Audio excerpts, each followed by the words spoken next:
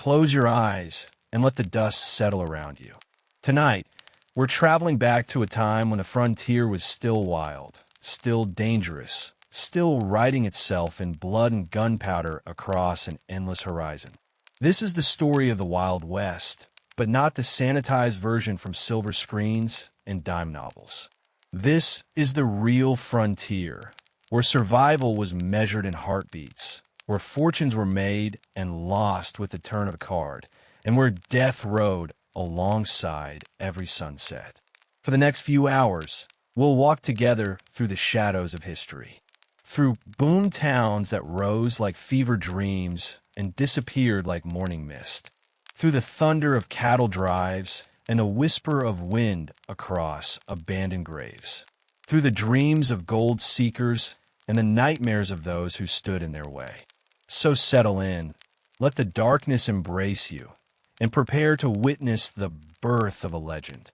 The Wild West is calling, and tonight we answer. Chapter 1, Hell's Half Acre. The sun bleeds orange across the Kansas sky as you wake to the sound of gunshots. Not the crisp crack of target practice, but the wet, echoing boom of violence settling scores in the street below. This is Dodge City, 1875. The year doesn't matter much here. Every year is the same. Every day is survival. You roll off your straw mattress, feeling the familiar bite of bedbugs against your skin. The room you rent above Murphy's saloon costs $2 a week when you have it. When you don't, you sleep in the stable with the horses, who smell better than most of the humans in this godforsaken place. The walls are thin as paper, built from whatever lumber the railroad could spare.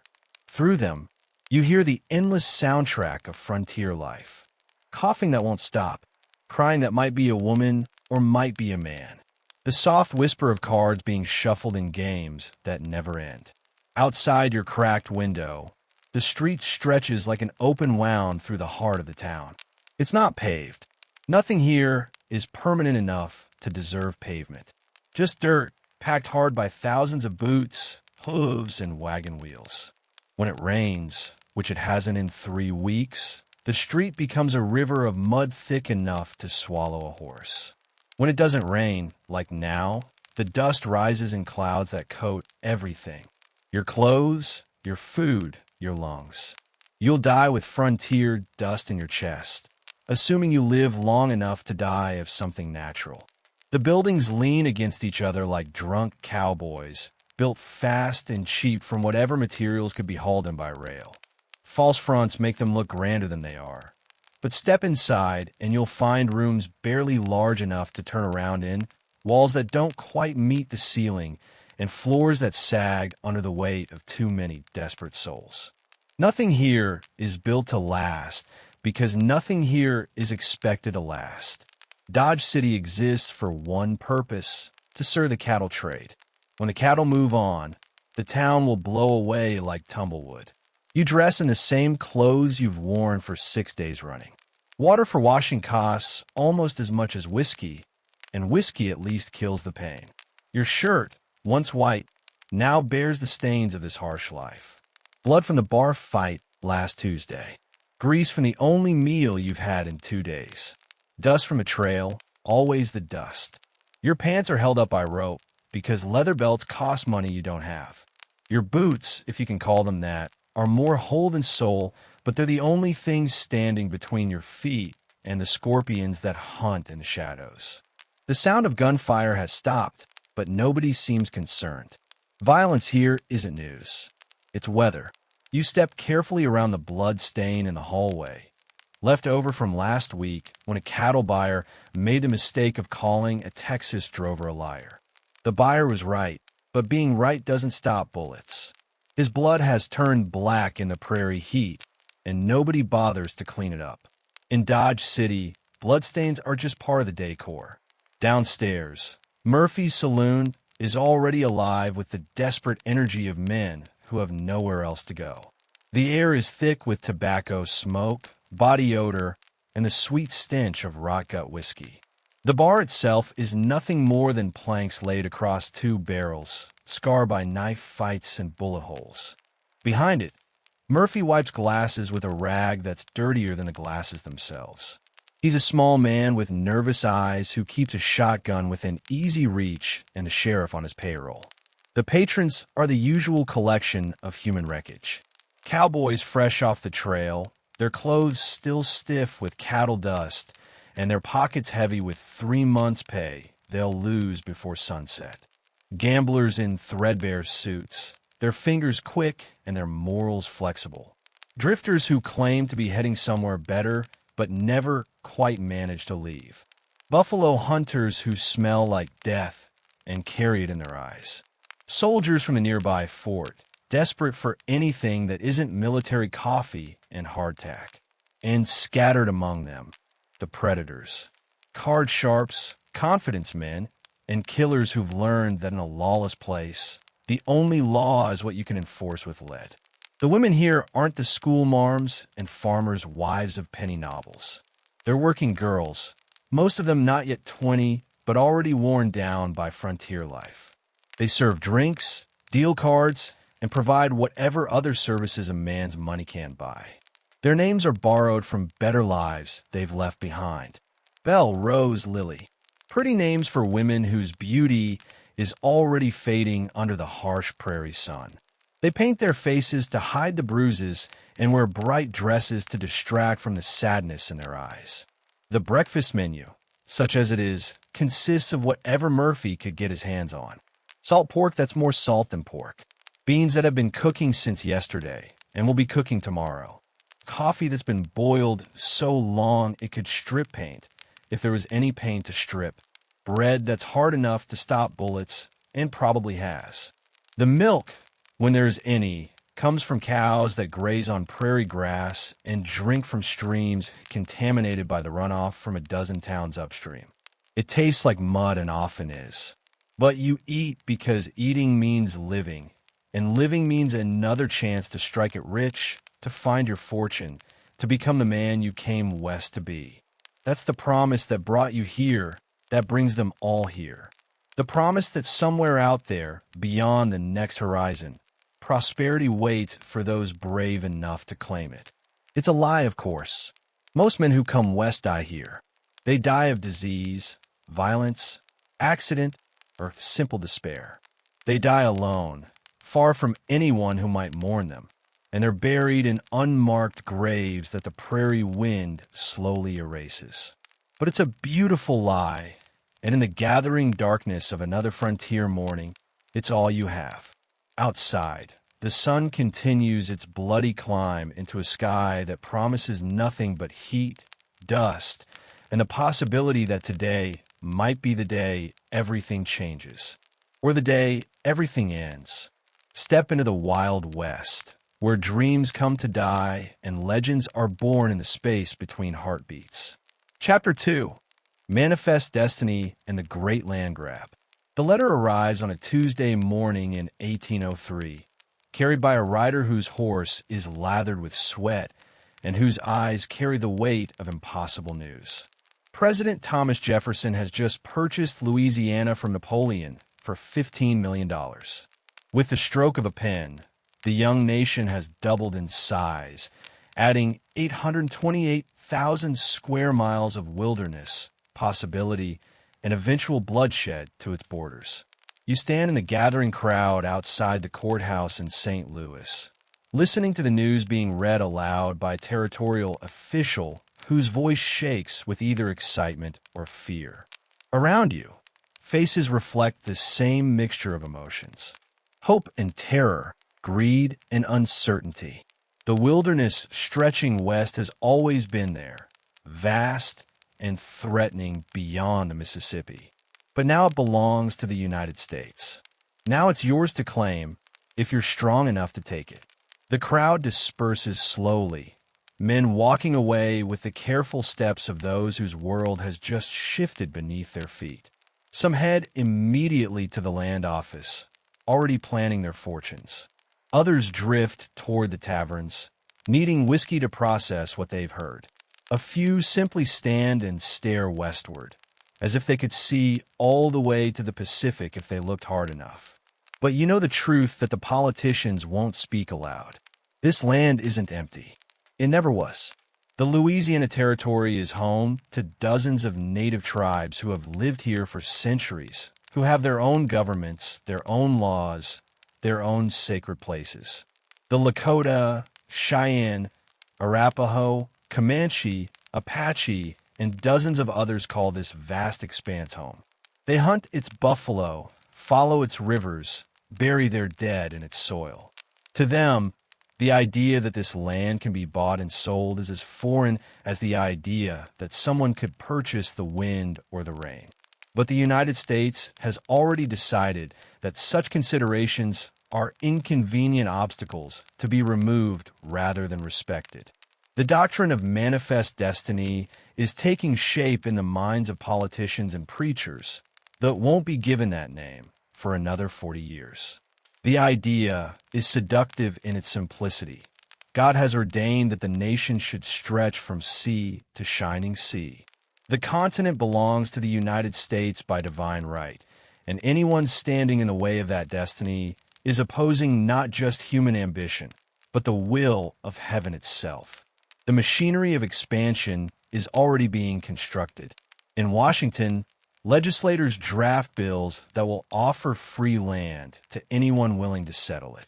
Railroad companies begin sketching routes across mountains and plains they've never seen. Army engineers study maps and plan the forts that will be needed to protect settlers from the people who already live here.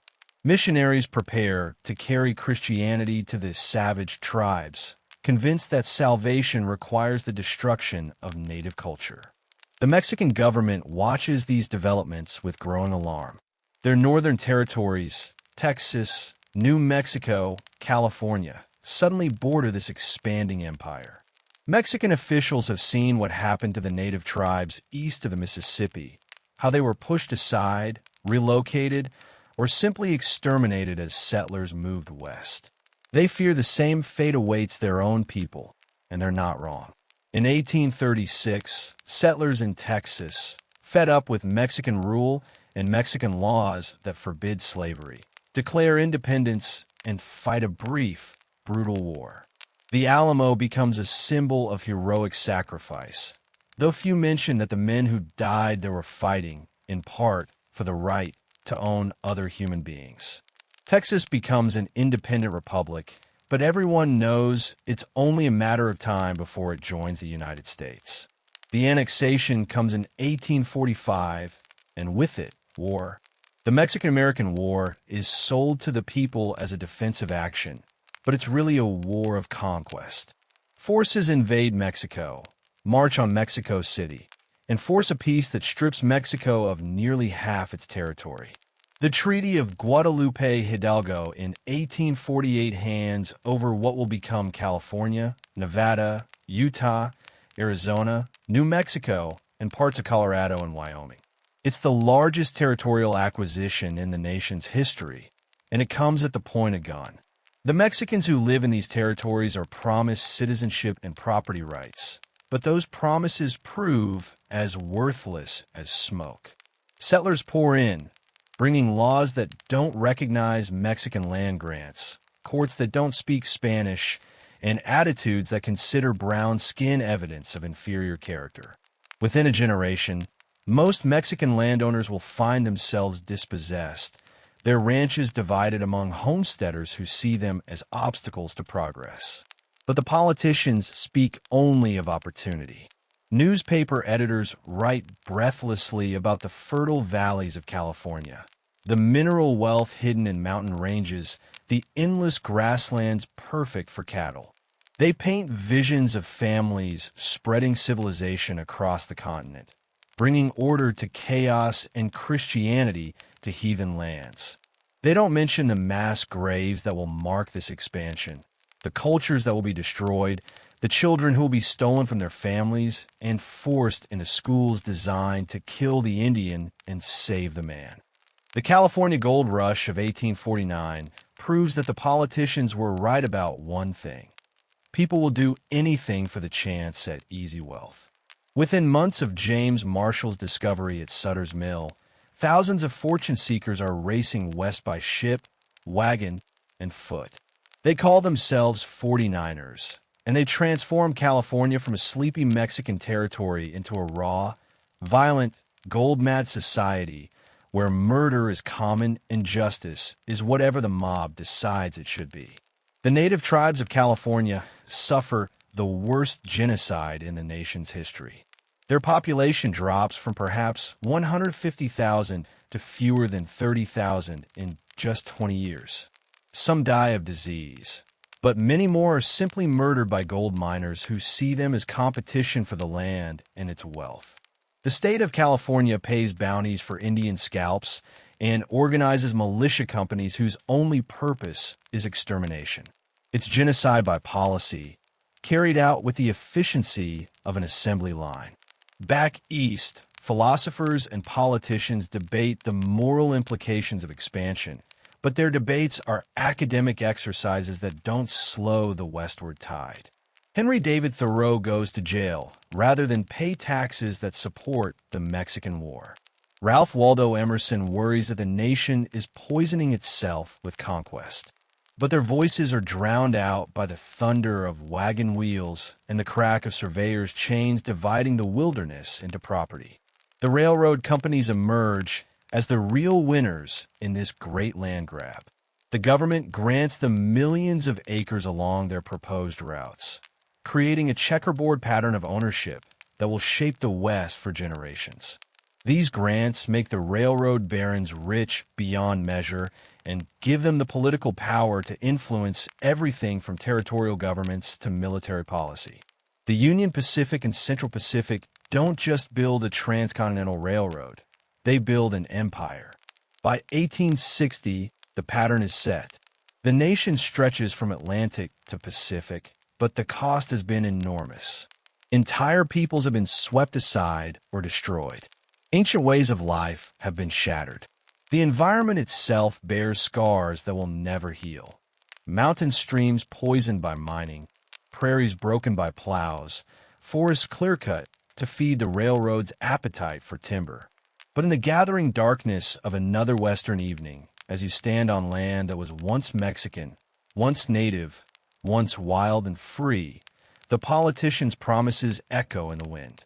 This is soil of the United States now, they say. This is progress. This is destiny. The blood soaking into the dirt suggests otherwise. Chapter 3: Gold Rush Madness and the Fever Dream. January 24th, 1848.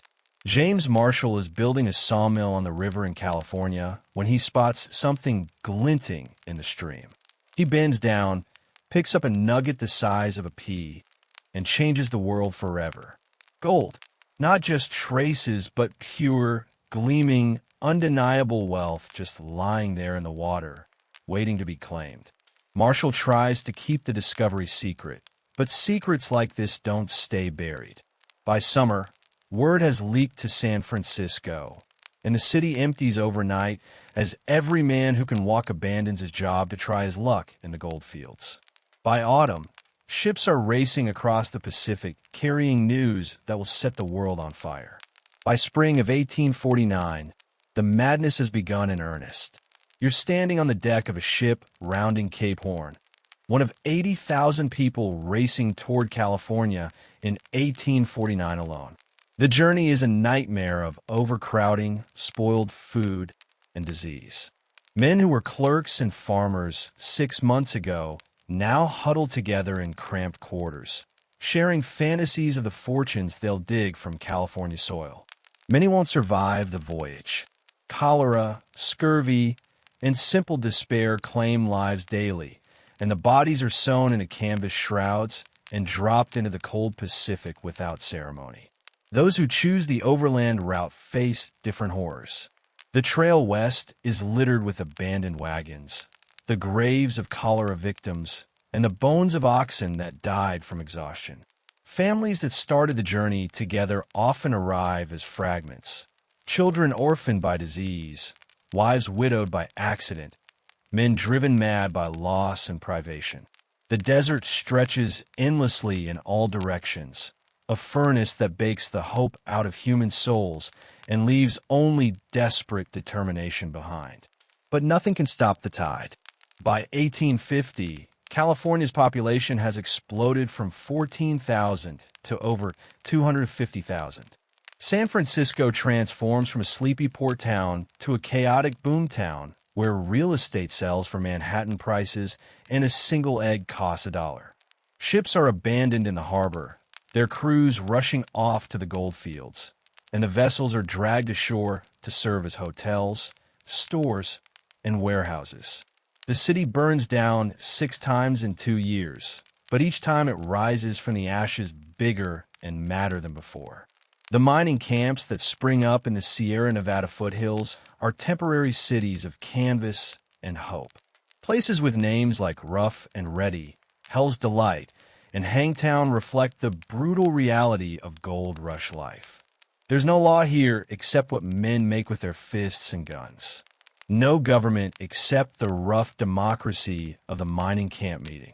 No justice except what flows from the barrel of a Colt revolver. You wade into the icy waters of the river, pan in hand, joining the human chain of prospectors who work the stream from dawn to dusk. The pan is deceptively simple, a broad, shallow basin that allows you to wash away lighter materials while the heavy gold settles to the bottom. But the technique is backbreaking work. Bend, scoop, swirl, examine. Bend, scoop, swirl, examine. Hour after hour, day after day, until your back screams and your hands bleed and your eyes ache from staring at gravel and hoping for the flash of yellow that means wealth. Most men find nothing. They work their claims until their money runs out, then hire themselves out to luckier miners for wages that barely cover their keep. They sleep in tents that leak when it rains and bake when it doesn't. They eat beans and hardtack and salt pork until their teeth loosen and their gums bleed from scurvy. They dream of home but can't afford the passage back, trapped in a wilderness that promised everything and delivered only exhaustion. But some do strike it rich, and their stories fuel the dreams of thousands more. A man named John Sutter finds so much gold on his property that he can't harvest it fast enough. Another prospector discovers a nugget weighing 12 pounds, worth more than most men earn in a lifetime. Tales spread of streams so rich with gold that a man can pick nuggets from the water like berries from a bush. The reality is usually different. Even successful miners often lose their fortunes as quickly as they made them. Gambling halls, saloons, and brothels separate prospectors from their gold with ruthless efficiency. A man who strikes it rich on Monday might be broke by Friday. His fortune spent on cards, whiskey, and women who know exactly how to make lonely men feel like kings for an hour. The environmental destruction is staggering. Hydraulic mining, developed in the 1850s, uses high-pressure water cannons to blast away entire hillsides, washing millions of tons of debris into streams and rivers. The technique is so effective at extracting gold that mining companies embrace it enthusiastically, turning the Sierra Nevada into a moonscape of scarred earth and poison water. Salmon runs that sustain native tribes for millennia are destroyed. Fertile farmland downstream is buried under mining waste. Mercury, used to separate gold from ore, poisons everything it touches. The native peoples of California suffer the worst genocide in the nation's history. Miners see them as obstacles to wealth, and the state government agrees. Bounties are paid for Indian scalps. Militia companies are organized specifically to exterminate native populations. Children are kidnapped and sold into slavery. Women are raped and murdered. Entire tribes are wiped out in campaigns that receive official support and public celebration. Chinese immigrants, drawn by the same dreams as their counterparts, face systematic discrimination and violence. They're barred from the richest claims, charged special taxes, and often murdered simply for being different. Despite these obstacles, many Chinese miners succeed through patience and skill, working claims that others have abandoned and extracting gold through careful, methodical techniques. Mexican miners, who actually know more about gold mining than most, are driven out by racist violence and discriminatory laws. The foreign miners tax is designed specifically to force non-citizens out of the gold fields, even though California was Mexican territory just a few years earlier. Many Mexicans who refuse to leave are simply murdered, their claims seized by miners who face no legal consequences. The boom creates its own economy of extraction. Merchants who sell supplies to miners often make more money than the miners themselves. A pick that costs 50 cents in New York sells for $10 in the gold fields. Flour that costs $4 a barrel in the East costs $40 in the mining camps. Some of the greatest fortunes of the gold rush are made not by digging gold, but by selling shovels to those who do. By 1855, the easy gold is gone. What remains requires industrial mining techniques that individual prospectors can't afford. The romance of the lone miner with his pan and dream gives way to corporate mining operations with hydraulic cannons and massive dredges. The lucky few who struck it rich by land and respectability. The unlucky many drift away, leaving behind ghost towns and scarred landscapes that will never heal. But the damage is done. The California gold rush has proven that people will cross any distance, endure any hardship, and destroy anything standing in their way for the chance at sudden wealth. The pattern is set: discovery, rush, boom, bust, and abandonment.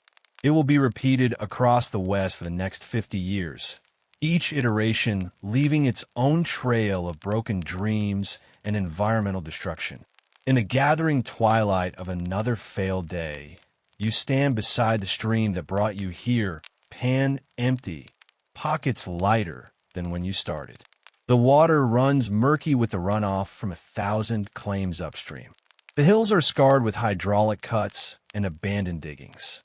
The dream that brought you here is dying in the California sun, but somewhere in the distance, another prospector is still searching, still believing, still certain that the next pan might hold the nugget that changes everything.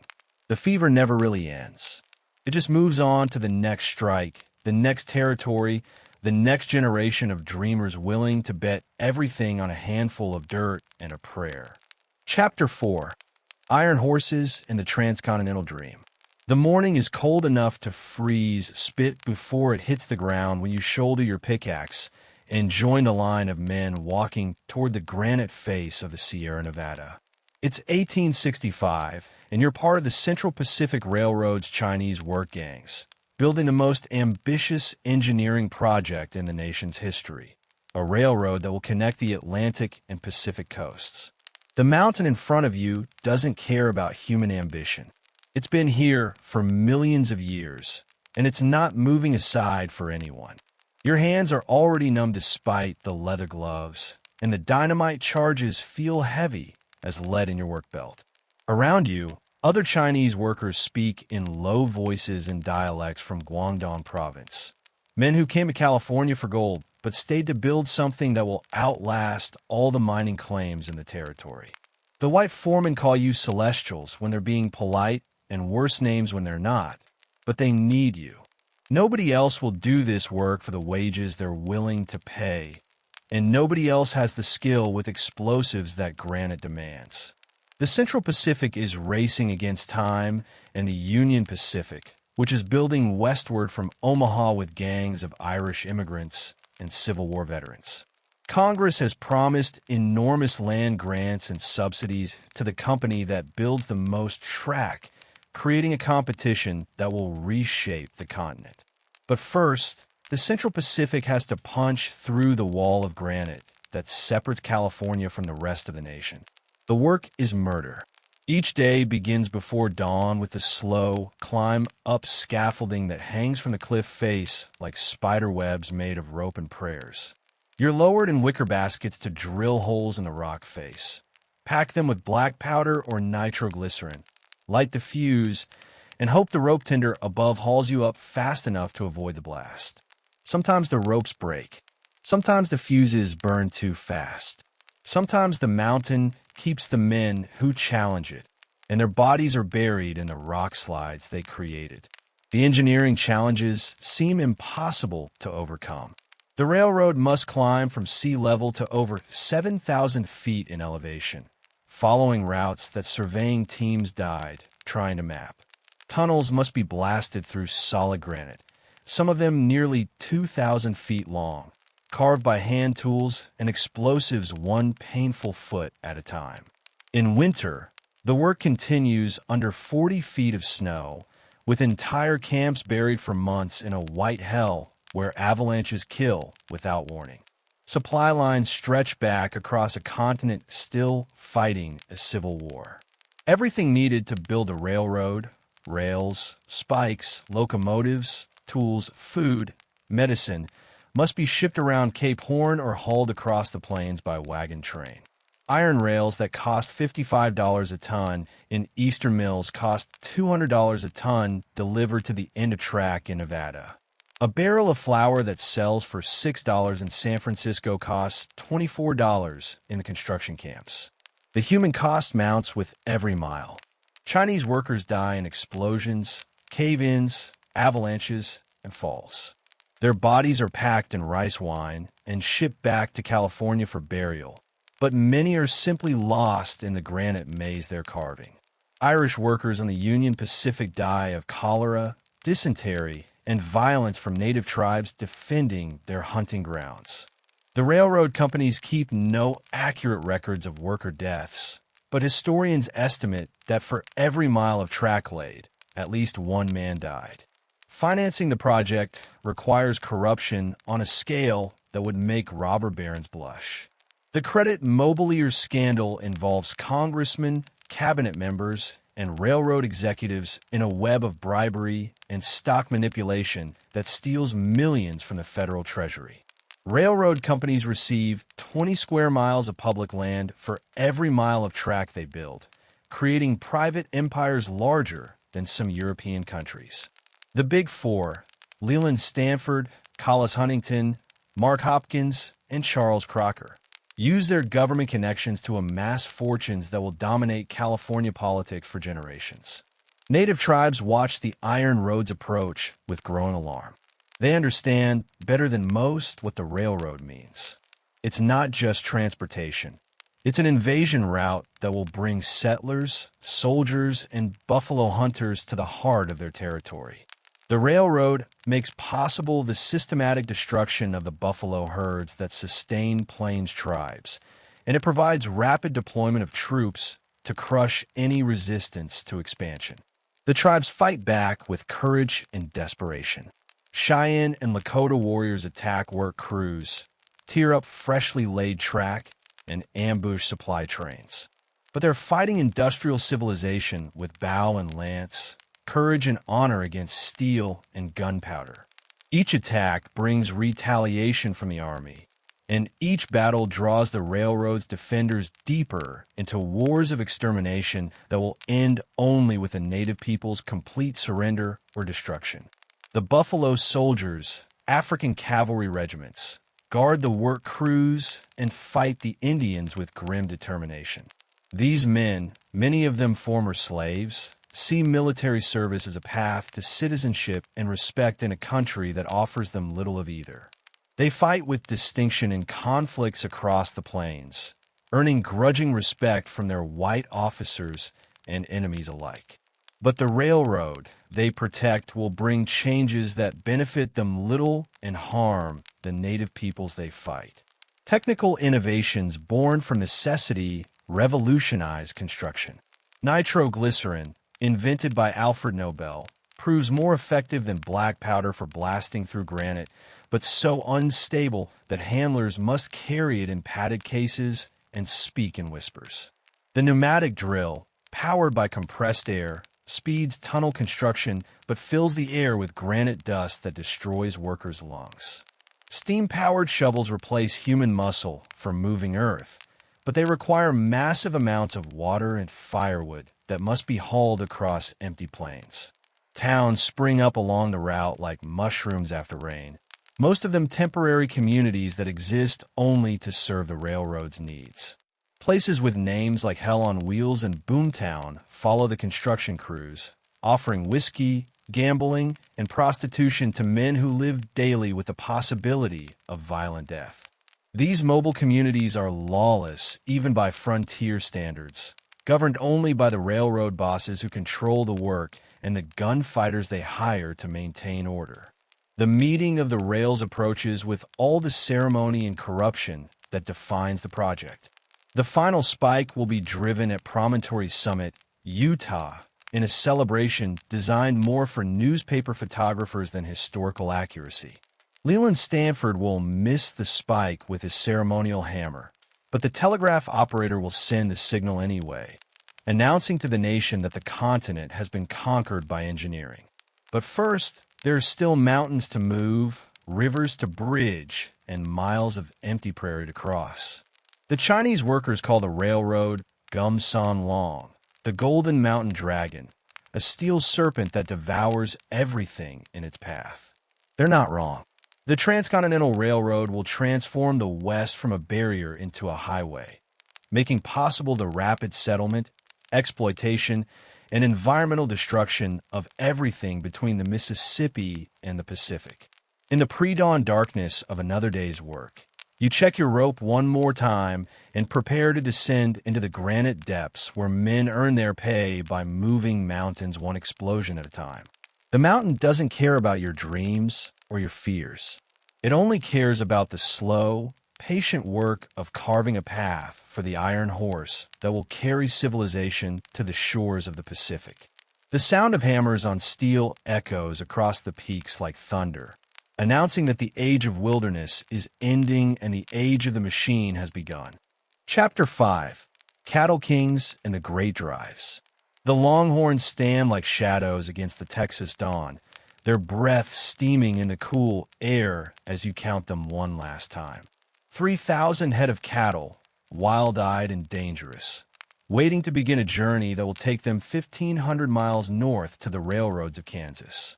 It's 1867, and you're a drover on the Chisholm Trail, about to embark on one of the most grueling endeavors ever attempted by men and beasts. Your horse shifts beneath you, sensing the electricity in the air. Around you, 14 other cowboys prepare for what might be their final conversation with civilization for the next 4 months.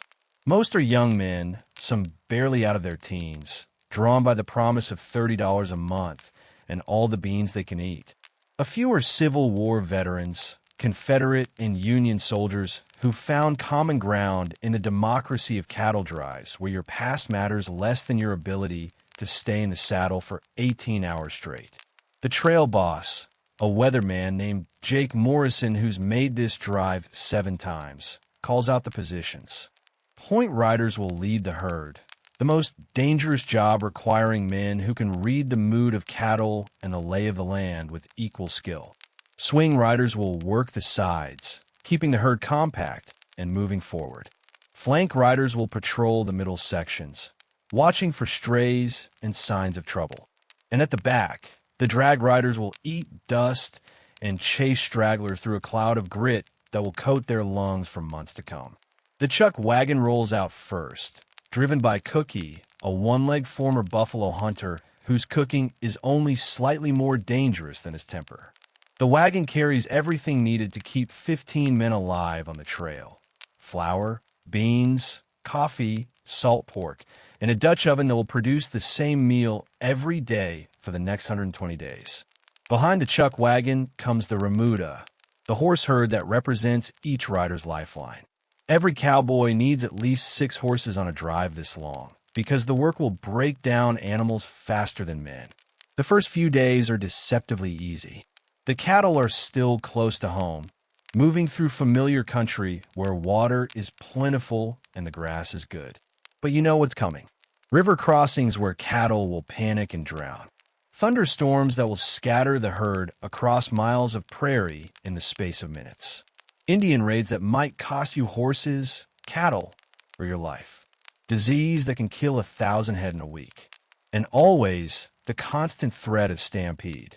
A longhorn stampede is nature's version of an avalanche.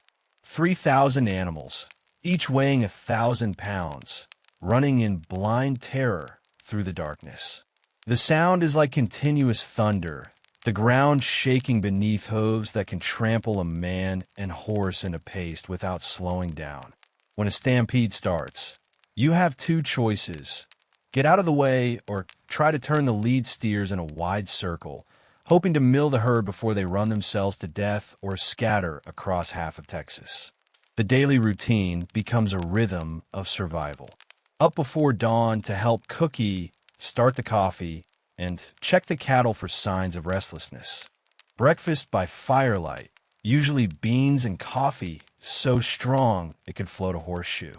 Then the long day in the saddle, walking the cattle north at the pace of the slowest steer, roughly 12 miles on a good day, 5 on a bad one.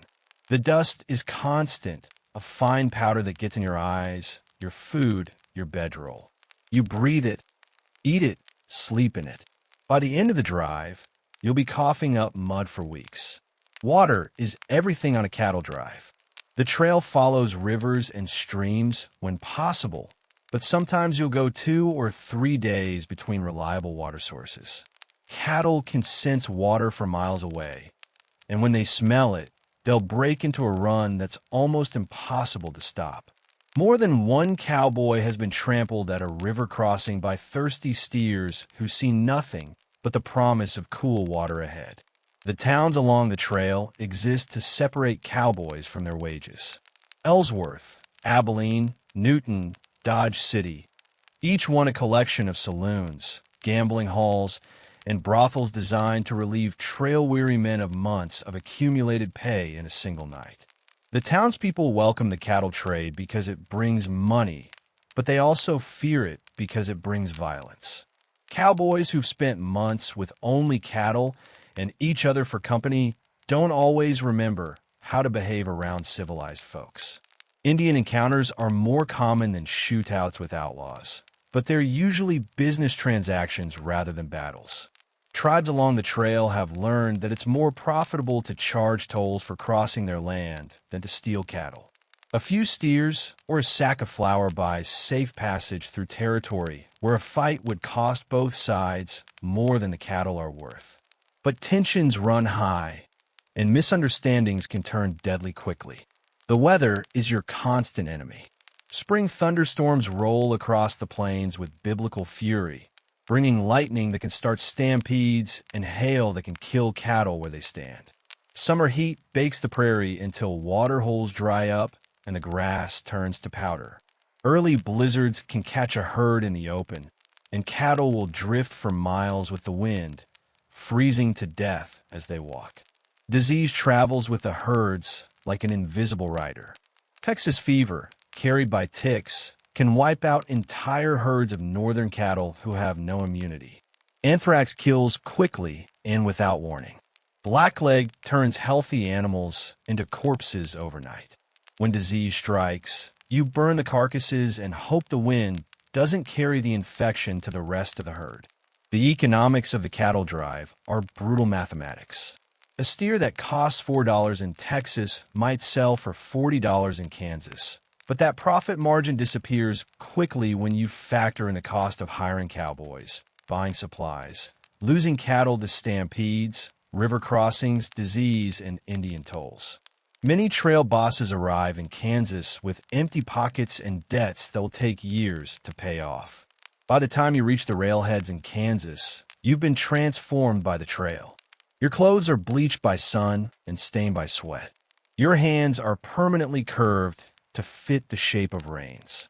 Your eyes have learned to read the mood of cattle in the set of their ears and the way they hold their tails. You've seen men die from lightning strikes, stampedes, and simple bad luck. You've probably killed cattle suffering from injuries too severe to heal, and you've buried friends under cairns of prairie stones that will be scattered by the next winter's winds.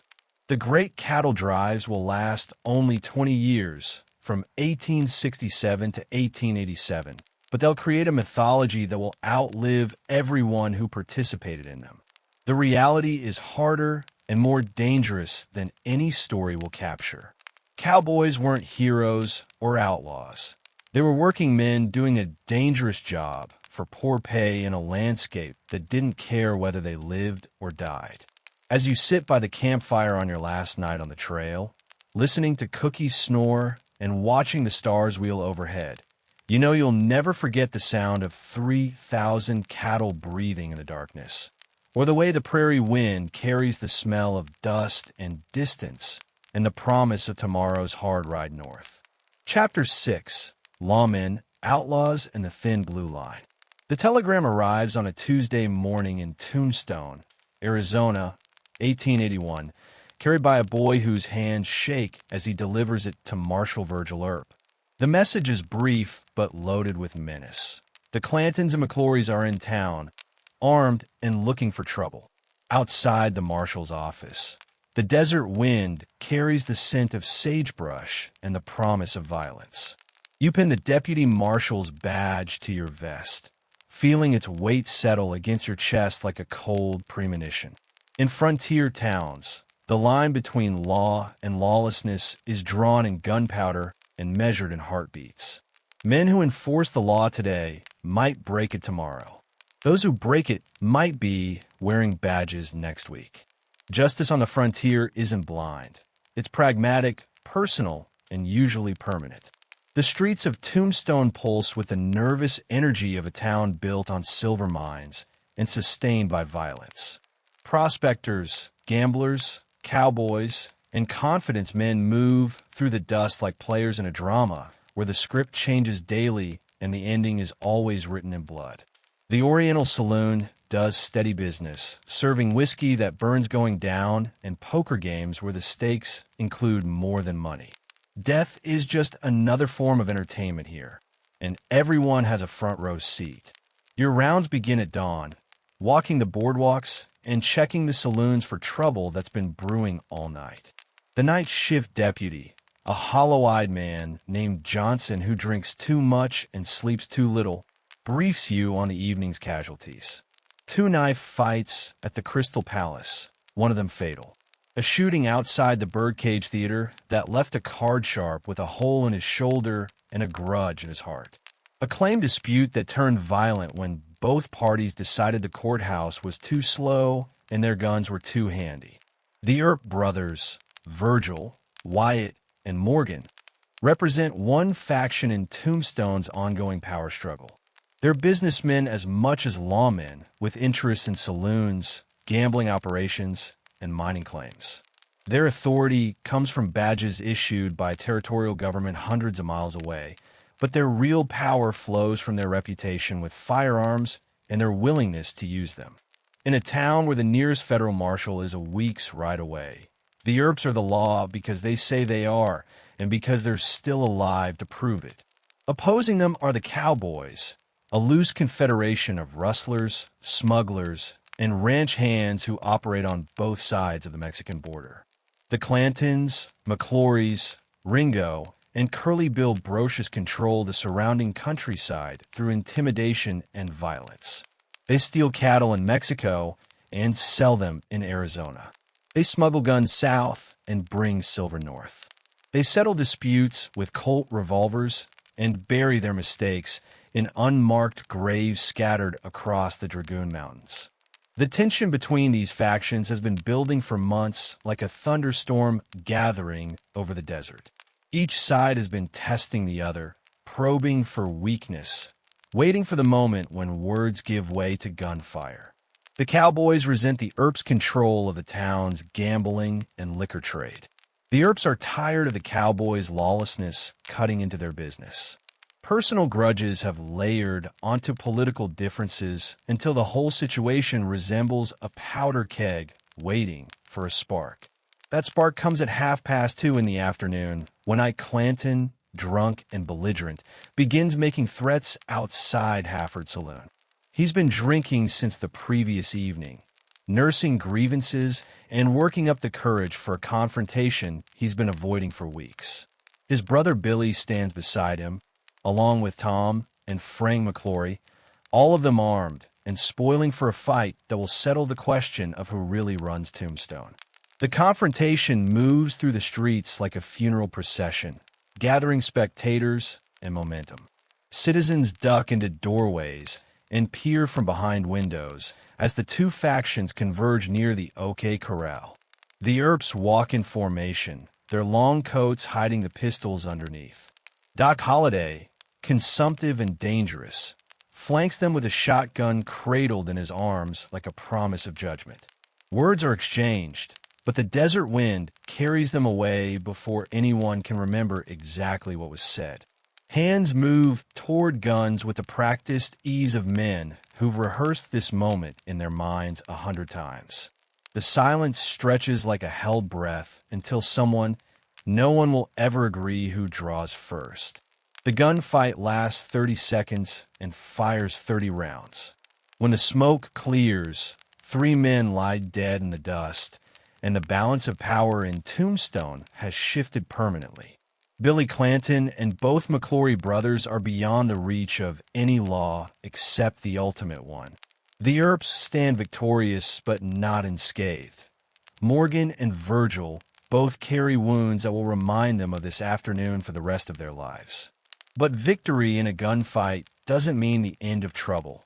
It means the beginning of a different kind of war. The Cowboys don't accept defeat at the OK Corral as final judgment. They wage a campaign of assassination and intimidation that will claim Morgan Earp's life and cripple Virgil permanently. Wyatt Earp will spend years hunting the men who killed his brother, leaving a trail of bodies across the Southwest in what historians will call his vendetta ride. In other frontier towns, the stories are similar, but the names change. Wild Bill Hickok keeps the peace in Abilene until his own reputation marks him for death in Deadwood. Pat Garrett tracks Billy the Kid through the New Mexico territory, knowing that their friendship died the moment he pinned on a badge. Bass Reeves, an African former slave turned federal marshal, brings in more outlaws than any other lawman in the territories, but his skill with a gun can't protect him from the racism that limits his authority and endangers his life. The outlaws themselves become legends through newspaper accounts that transform thieves and killers into folk heroes. Jesse James robs banks and trains with a Confederate flag and a grudge against the federal government that destroyed his family's farm. The James Younger gang operates like guerrilla fighters, striking fast and disappearing into the Missouri countryside where sympathetic farmers hide them from pursuing lawmen. Butch Cassidy and the Wild Bunch perfect the art of the train robbery, using detailed planning and superior horsemanship to stay ahead of railroad detectives and federal marshals. They rob Union Pacific trains with clockwork precision, then vanish into the Badlands of Utah and Wyoming, where posses can search for months without finding a trace. The line between lawman and outlaw blurs in the person of men like Henry Plummer, who serves as sheriff of Bannack, Montana, while secretly leading a gang of road agents who rob and murder travelers on the territory's mountain roads. His dual life ends when vigilantes discover his secret and hang him from a gallows he helped build in his official capacity. Justice on the frontier is personal, immediate, and final. There are no appeals courts, no lengthy trials, no rehabilitation programs. Guilt or innocence is determined by juries of miners, cowboys, and merchants who want to get back to work before the saloons close. Punishment is swift and usually involves a rope, a gun, or an order to leave town before sunset and never return. The mythology of frontier lawmen emphasizes their courage and skill with firearms, but the reality is more complicated. Many were former outlaws themselves who found badges more profitable than banditry. Others were political appointees with no experience in law enforcement, but plenty of experience in violence. A few were honest men trying to bring order to chaos, but they were vastly outnumbered by those who saw law enforcement as just another way to make a living in a landscape where opportunities were scarce and life was cheap. As night falls over Tombstone and you complete your final rounds, you know that tomorrow will bring new threats, new alliances, and new graves in the cemetery outside town. The badge on your chest makes you a target as much as a protector, and the gun on your hip is the only law that matters when a shooting starts. In the gathering darkness, The line between justice and vengeance fades like shadows on the desert floor, leaving only the hard truth that on the frontier, the law belongs to whoever is strong enough to enforce it and lucky enough to survive another day. Chapter 7: Saloons, Brothels, and Saturday Night Sins. The swinging doors of the Long Branch Saloon creak open to reveal a world where civilization and savagery dance together in the yellow glow of coal oil lamps. It's Saturday night in Dodge City, 1878, and you step into the beating heart of frontier vice, where whiskey flows like water and morality is just another commodity to be bought, sold, or discarded, depending on the price. The air inside hits you like a physical force, thick with tobacco smoke, unwashed bodies, and the sweet stench of spilled liquor that's been ground into the sawdust floor by thousands of boots. Piano music struggles to rise above the constant din of conversation, laughter, and the soft click of poker chips being stacked and res-tacked by men whose lives depend on their ability to read faces and calculate odds. Behind the mahogany bar that stretches the length of the room, bottles of whiskey stand like amber soldiers in formation. Most of it is rot gut manufactured in basement distilleries, colored with tobacco juice and flavored with enough raw alcohol to blind a man if he's unlucky and kill him if he's not. The bartender, a thick-armed Irishman named O'Malley, serves each drink with a practiced indifference that comes from seeing too much of humanity's worst impulses night after night. The patrons represent every level of frontier society, united by their thirst for liquid courage and temporary forgetfulness. Cowboys fresh off the trail stand 3 deep at the bar, their monthly wages burning holes in their pockets, and their minds already clouded by the first few drinks of what will likely be a 3-day bender. Railroad workers, miners, buffalo hunters, and drifters occupy the tables and chairs, each group eyeing the others with the wariness of predators sharing the same watering hole. The gambling area operates under its own set of rules, where fortunes change hands with the turn of a card and disputes are settled with derringers concealed in vest pockets. Professional gamblers in threadbare but clean suits deal faro, poker, and 3-card Monte to men who've never learned that the house always wins. The games are rigged, the cards are marked, and everyone knows it, but hope is a drug more powerful than alcohol and twice as addictive. Upstairs, the sporting girls ply their trade in cribs barely large enough for a bed and a wash basin. Most are refugees from failed marriages, economic disasters, or family scandals back east. They've come west looking for fresh starts and found instead a different kind of trap, one that pays better than factory work but extracts a higher price from body and soul. Their names are borrowed from flowers and gemstones. Rose, lily, pearl, ruby, pretty words that disguise harsh realities. The madam, a former soiled dove, named Big Nose Kate, who's graduated to management, keeps order among her girls with a combination of maternal concern and iron discipline. She's seen too many girls succumb to disease, violence, or opium to have any illusions about the business. But she also knows that in a frontier town, a woman's options are limited to teaching school, taking in laundry, or selling the only commodity that's always in demand. Violence in the saloon follows its own rhythm, building slowly through the evening as alcohol loosens tongues and inflames tempers. It usually starts with words, an insult about someone's horse, a question about their courage, or an accusation of cheating at cards. Voices rise, friends take sides, and suddenly chairs are flying and blood is flowing as men who've been pushed to their limits finally push back. The weapons of choice vary with the situation. Fists for minor disagreements, knives for serious insults, and guns for matters involving money, women, or honor. The bartender keeps a shotgun under the bar and knows how to use it, but he's learned to read the mood of a room and usually starts backing away when the temperature rises beyond the point of no return. Death in a frontier saloon is quick, brutal, and usually permanent. There's no calling for an ambulance when a man takes a knife between the ribs or a bullet in the chest. The local doctor, if there's one, might be drunk himself or too far away to matter.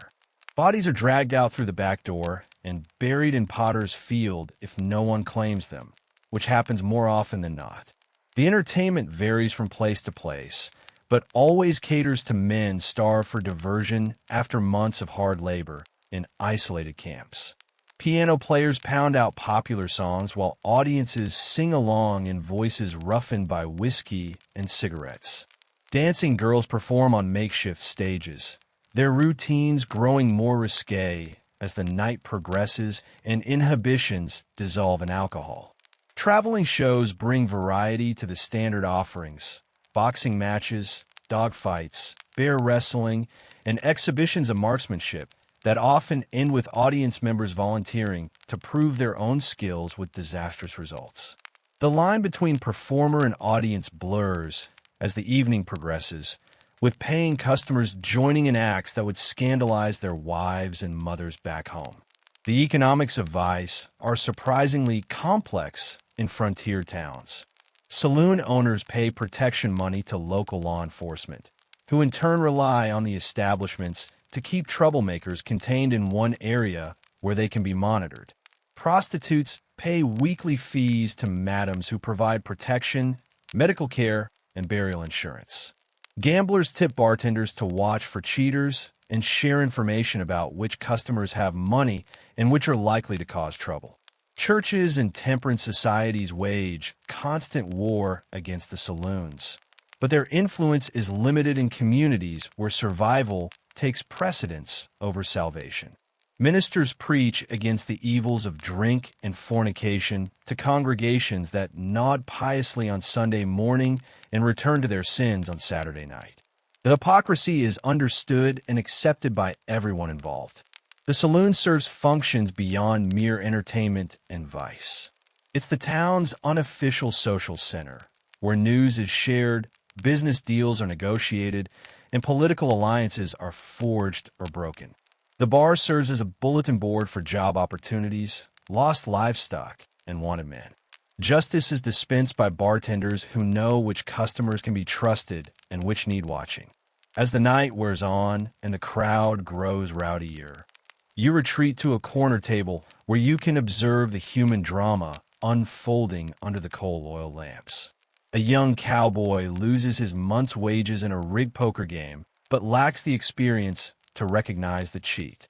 A buffalo hunter with money in his pocket courts a dance hall girl who sees dollar signs in his bloodshot eyes. Two miners argue over a claim, while their companions place bets on whether the disagreement will end in handshakes or gunshots. The clock behind the bar shows past midnight when the first shooting occurs, a brief flare of violence that ends with one man dead and another fleeing into the darkness beyond the swinging doors. The body is removed with practiced efficiency. The blood is covered with fresh sawdust, and the entertainment continues without missing a beat. In frontier saloons, death is just another form of amusement, and the show must go on. By dawn, the Long Branch will be empty except for a few hardy souls too drunk to find the door and too broke to care. The girls will count their earnings and tend their bruises. The gamblers will settle their accounts with lead or gold, depending on their luck and their consciences. And somewhere in the growing light of another day, new arrivals to Dodge City will be planning their own visits to the temples of vice that define frontier nightlife. The swinging doors continue their eternal dance, opening and closing on dreams and nightmares, fortunes and failures, all measured in the amber glow of whiskey and the soft rustle of silk dresses climbing wooden stairs toward rooms where anything can be bought for the right price. Chapter 8: Warriors, Chiefs, and a Last Stand. The morning mist rises from the greasy grass river like the spirits of ancestors watching over their descendants one last time. It's June 25th, 1876, and you're riding with the combined forces of the Lakota, Northern Cheyenne, and Arapaho tribes toward what the white soldiers call the Little Bighorn. The largest gathering of Plains Indians in history has assembled here, not for celebration, but for survival. Your war paint speaks the language of defiance. Red for courage, black for death, yellow for the sun that has blessed this sacred land since time beyond memory. The eagle feathers in your hair mark victories in previous battles against the blue-coated soldiers who keep coming like waves against a stone cliff, relentless and seemingly endless. But today feels different. Today, the people fight not just for honor or horses, but for the right to exist.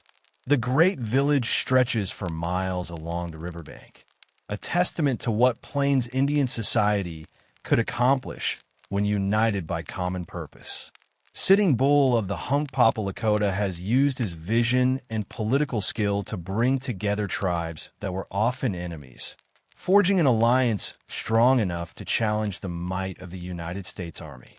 The teepees number in the thousands, home to perhaps 12,000 Indians, including 3,000 warriors armed with rifles, lances, and the desperate courage of men defending their families. The catalyst for this gathering is gold, the yellow metal that drives white men to madness and murder.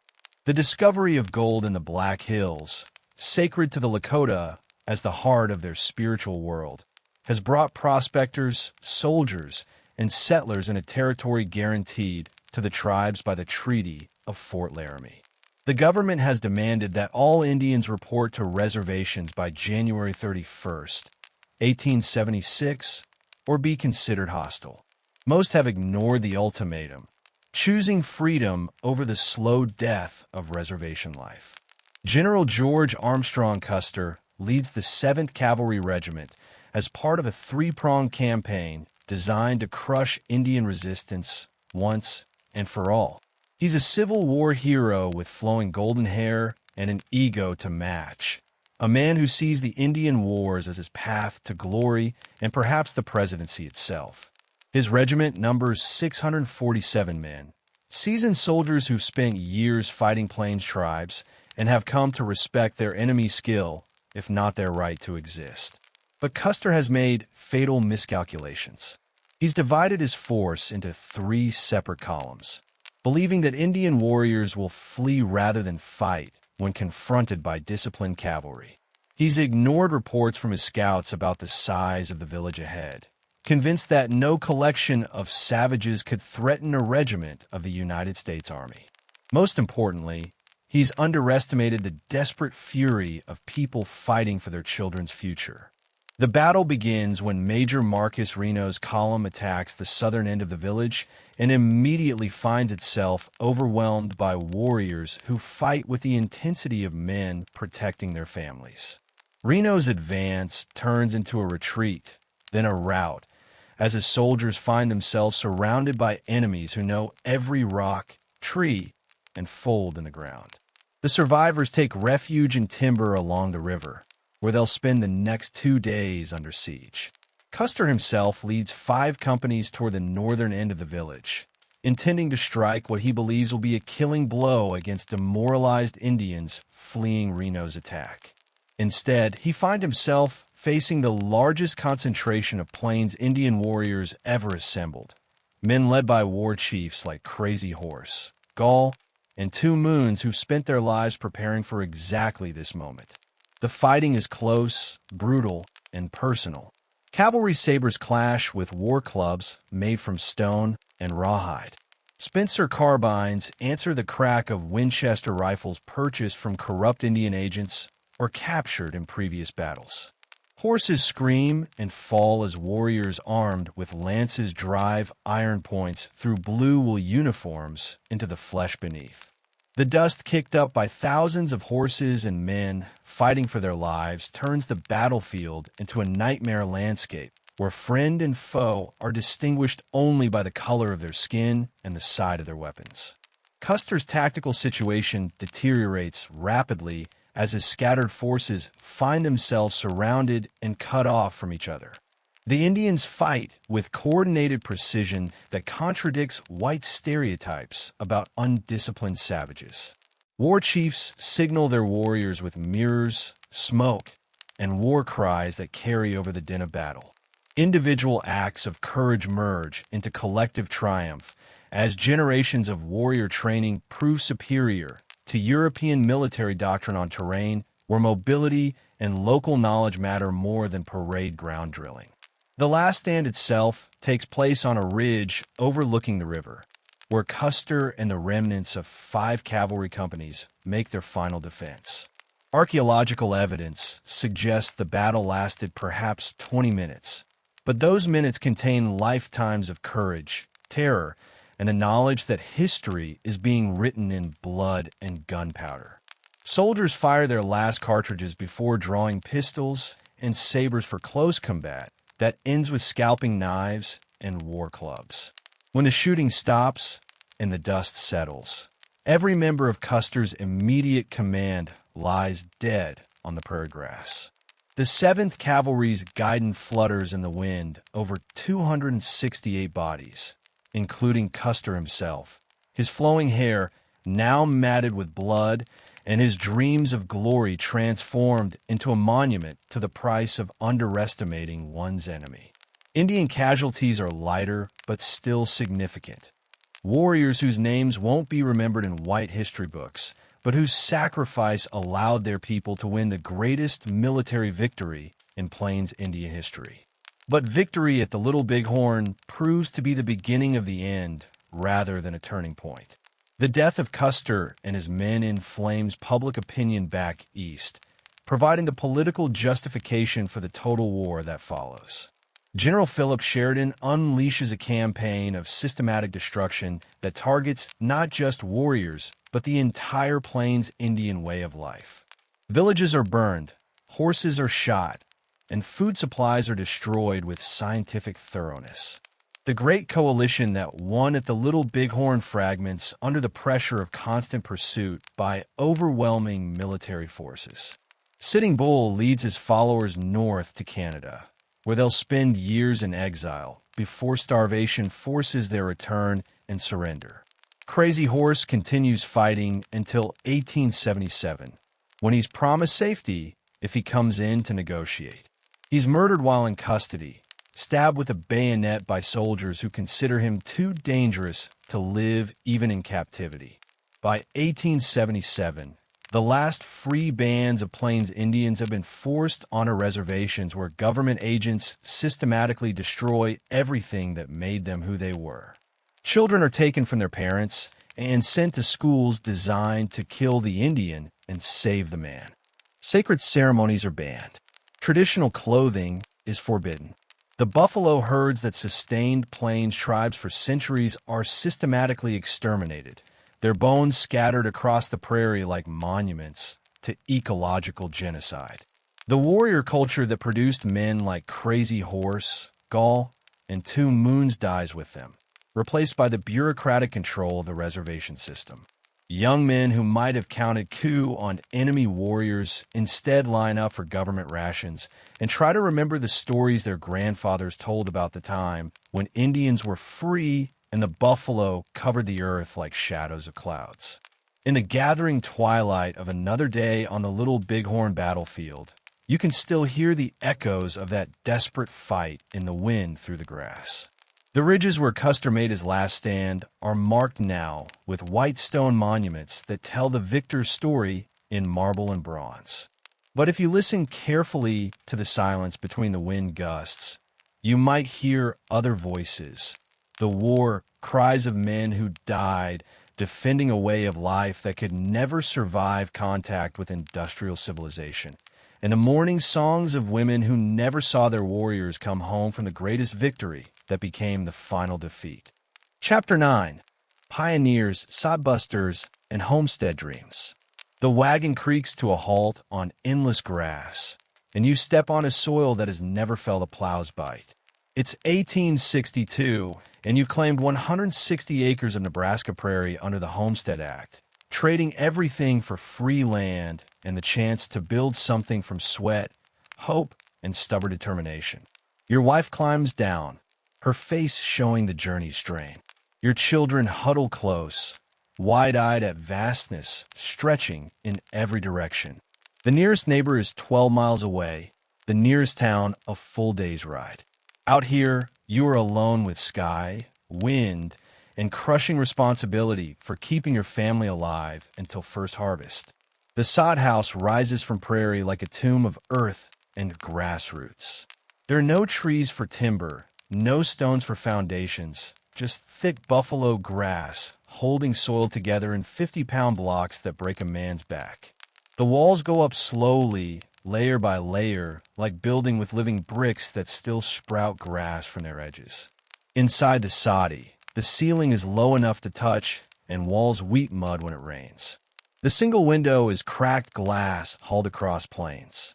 The door hangs on leather hinges that freeze in winter and sag in summer heat.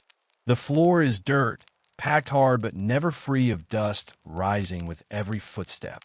The prairie takes everything and demands more.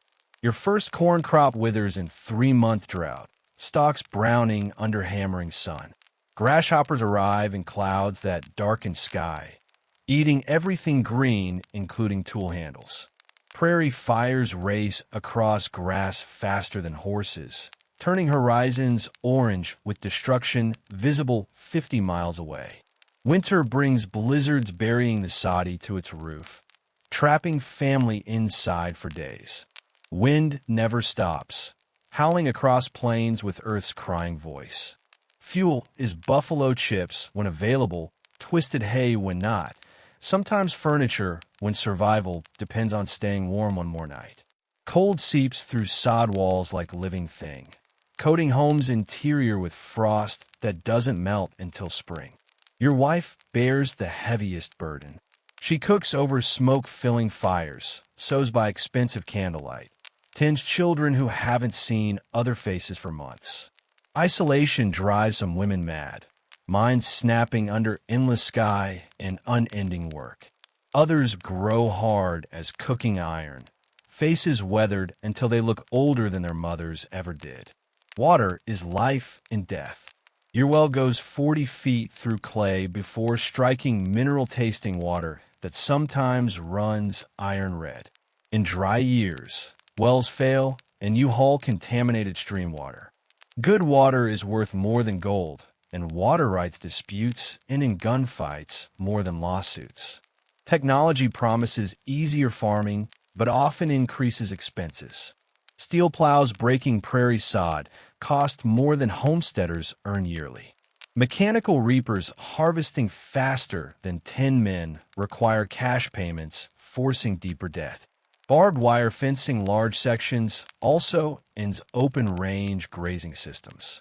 Your children grow wild and tough, educated in one-room schoolhouses when enough families support teachers, self-taught otherwise.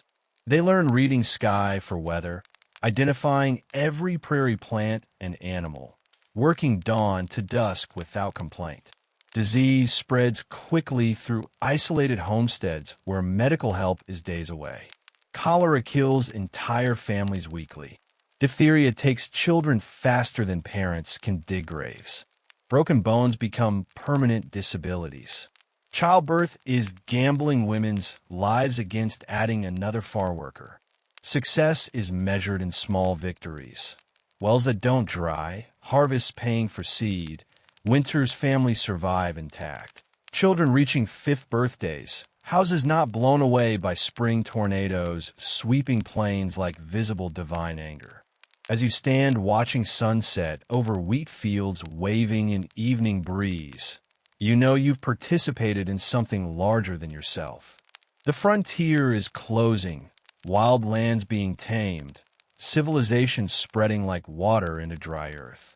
But tonight, with prairie wind singing through wheat and stars appearing in darkening sky, you still hear buffalo ghosts and songs of people who called this home long before you dreamed of owning it. Chapter 10: Boom Towns, Ghost Towns, and Instant Cities. The sound reaches you first. Hammers on nails, saws biting lumber, freight wagons rumbling up mountain roads. It's 1877, and you've crested the ridge overlooking Leadville, Colorado, a town that didn't exist 6 months ago, but now houses 15,000 souls drawn by silver buried in Rocky Mountain stone. Below spreads a miracle of greed, made manifest in canvas and pine. Tents and half-finished buildings cluster along muddy streets, following no plan except least resistance through narrow valley. Smoke rises from 100 chimneys into air so thin it burns lungs, while construction noise mingles with distant stamp mill thunder crushing for 24 hours daily. You descend carrying everything in a canvas bag and hope of leaving richer. Main Street is mud churned by thousands of boots in a substance-grabbing feat with every step. Buildings rise like fever dreams. False-fronted stores beside canvas saloons. Elegant hotels next to rickety shacks, all thrown together with desperate speed of men racing time and fortune. The Denver house stands 4 stories claiming luxury accommodations, but walls are so thin you hear every conversation. Beds are bedbug-crawling straw mattresses. Windows are greased paper instead of glass. The dining room serves beans at shocking prices. But it's full nightly because even bad beds beat sleeping in snow at 10,000 feet. Murphy's Exchange occupies a prime corner. False front painted bright enough to pierce perpetual dust and smoke haze. Inside, gambling never stops and whiskey flows despite Eastern City prices. Poker games run for days, fortunes changing hands faster than dealing cards. Men who struck it rich sit beside men who haven't eaten in 3 days, all betting on cards, caring nothing for dreams. The Bucket of Blood Saloon earned its name honestly, with weekly shootings and enough knife fights to keep the carpenter busy building coffins. The bartender keeps loaded shotgun within reach, having used it often enough that customers pay without argument. Entertainment consists of available violence, and whoever's brave or drunk enough to perform for men, finding death amusing. Construction follows no codes except gravity and profit. Structures rise in days from lumber costing more than tobacco by weight. Foundations are rock-filled ground scrapes. Roofs are tar paper and prayer. Walls are single boards with cat-throwing gaps, making every building a wind, snow, and sound sieve. Mines burrow mountainsides like giant gopher work, following silver veins through passages barely man-wide. Miners work by candlelight where bad air kills candles and sometimes men. Cave-ins bury workers under tons without warning, except groaning timber supports never meant for such weight. Dynamite explosions echo through valleys like thunder, marking another day's work in holes that might bring riches or death. The business district operates on Eastern time, but Western rules, with banks opening when they have money, closing when they don't. Stores sell everything from silk ribbons to mining equipment at prices reflecting mountain road hauling costs challenging mountain goats. Law enforcement consists of whoever's brave enough to face men settling disputes with guns and considering murder reasonable response to minor disagreements. Marshals have short careers, dying in shootouts or leaving for healthier climates.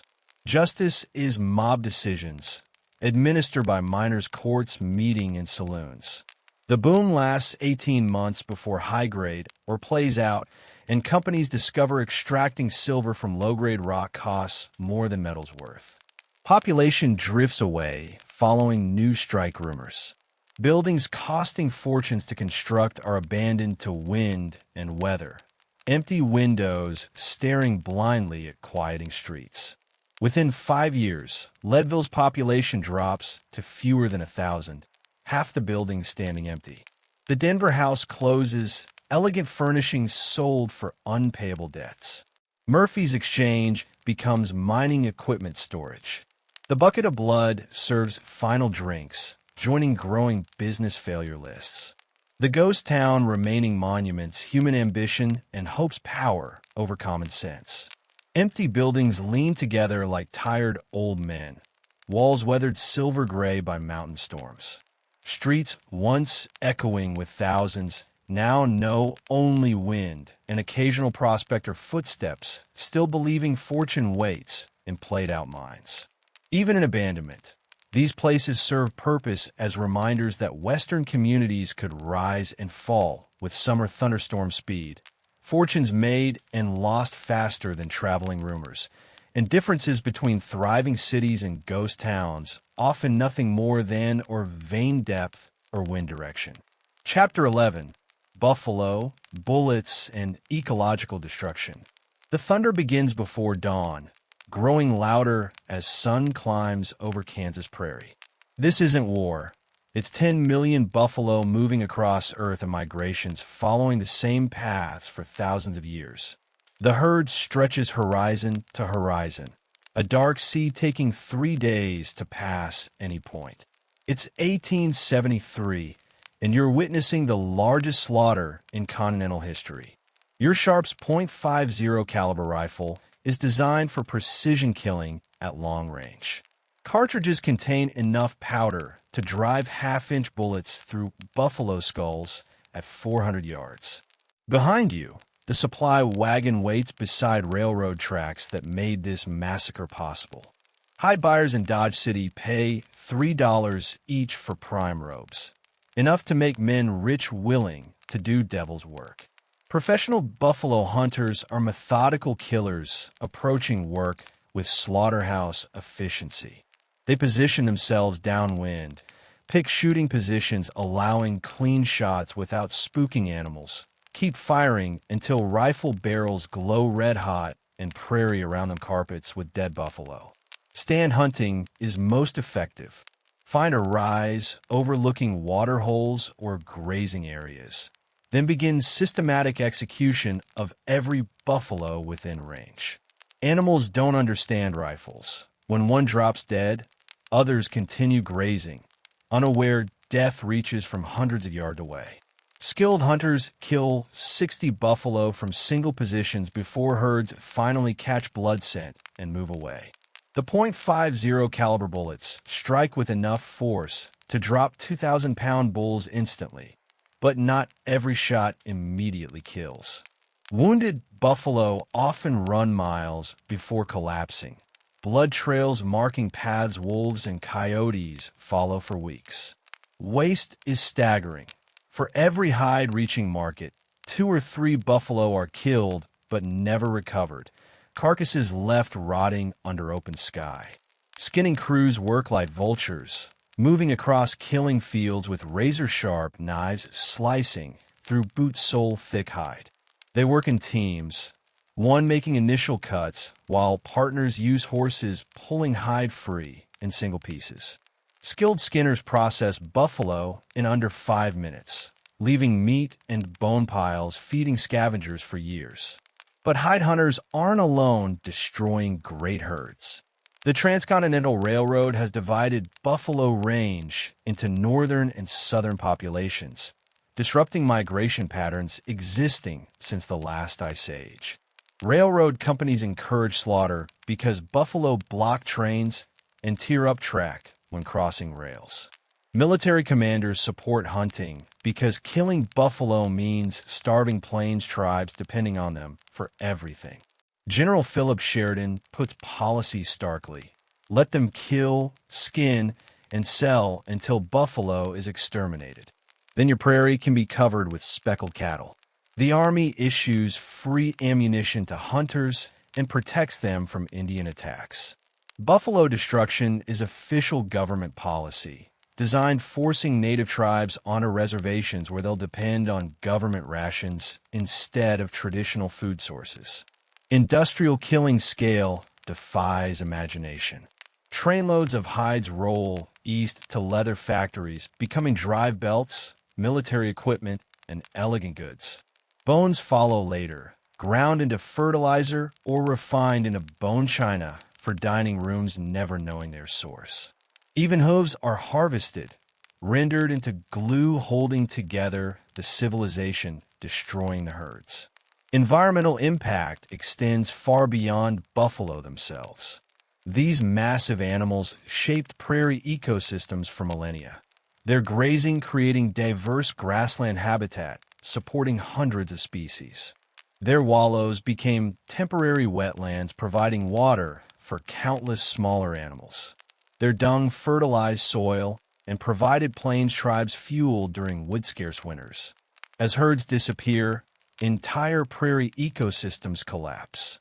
Grasslands evolved under buffalo grazing become dominated by species cattle cannot digest. Wolf populations crash when primary prey vanishes, leading to rodent explosions damaging crops and spreading disease. Even weather patterns change as massive dust clouds from migrating herds no longer seed rainfall. Native tribes watch their civilization vanish with each passing herd. For Lakota, Cheyenne, Comanche, and dozens of plains cultures, buffalo are more than food. They're entire civilization foundations. Buffalo provide meat, teepee hides, clothing, bone tools, sinew thread, horn containers, and dung fuel. Spiritual and cultural significance cannot be measured economically, but loss can be measured in starvation desperation. By 1890, fewer than 1,000 buffalo remain alive, survivors of slaughter, so complete it ranks among history's most thorough extinctions. Great migrations shaping continents for 10,000 years have ended forever, replaced by cattle drives following railroad routes rather than ancient game trails.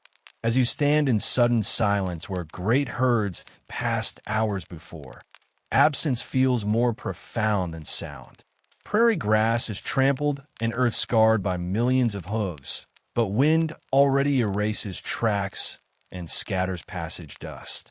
In weeks, nothing will mark the last great buffalo herds passing except bleaching bones littering landscape for decades. Chapter 12. Women of the West, More Than Myth. The sun hasn't touched horizon when you hear her voice cutting through pre-dawn darkness like a bullwhip over stubborn cattle. Martha Jane Cannery, better known as Calamity Jane, is cursing mule skinners who've tangled their pack train in narrow canyon leading to Deadwood.